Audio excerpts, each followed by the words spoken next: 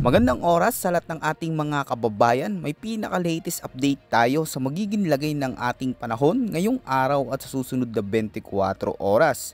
Ang low pressure area na patuloy nating binabantayan ay pwede nang maging isang tropical depression anumang oras at tatawagin natin bagyong Jacinto. Alamin natin ang mga lugar na dadaanan ng bagyo na papalapit na sa kalupaan ng bansa. At habagat patuloy na nagpapaulan sa malaking bahagi ng bansa. Sa kasalukuyan, ayon sa datos, ang low pressure area sa may timog silangan ng bansa ay namataan sa layong 385 kilometers ng east of Surigao City, Surigao del Norte. Bukod dito, ang southwest monsoon o habagat ay patuloy na nakakaapekto sa malaking bahagi ng southern Luzon. Kasabay nito, ang Typhoon Kajiki na dati nating tinawag na isang ay lumabas na ng monitoring domain ng Pag-asa. Narito naman ang forecast weather condition natin ngayong araw. Sa Visayas, Bicol Region, Northern Mindanao, Caraga, Davao Region at Quezon, asahan na maulap na kalangitan na may kalat-kalat na pag-ulan na may pagkulog at pagkidlat, dulot ng low pressure area. Posibleng magdulot ito ng pagbaha at pagguho ng lupa, lalo na kung may mga katamtaman hanggang sa malalakas na pag-ulan. Samantala sa Soc-Sargen, Zamboanga Peninsula, Lanao del Sur, Maguindanao at Palawan, magiging maulap din ang kalangitan na may kalat-kalat na pag-ulan at thunderstorms bunsod ng habagat.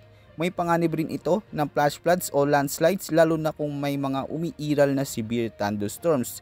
Sa Metro Manila at iba pang bahagi ng bansa, asahan ang bagyang maulap hanggang maulap na kalangitan na may mga panandaliang pag-ulan o pagkidlat, pagkulog dulot naman ng localized thunderstorms.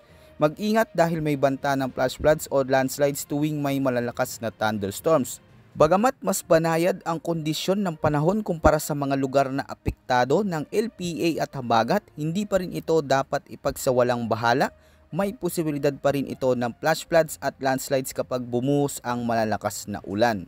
Narito naman ang heavy rainfall forecast na inilabas ng Pag-asa ngayong araw. Asahan ng 50 to 100 millimeters na mga pag-ulan sa Albay, Sorsogon, Masbate, Northern at Eastern Samar, Leyte, maging ang Southern Leyte at sa may Pangasinan.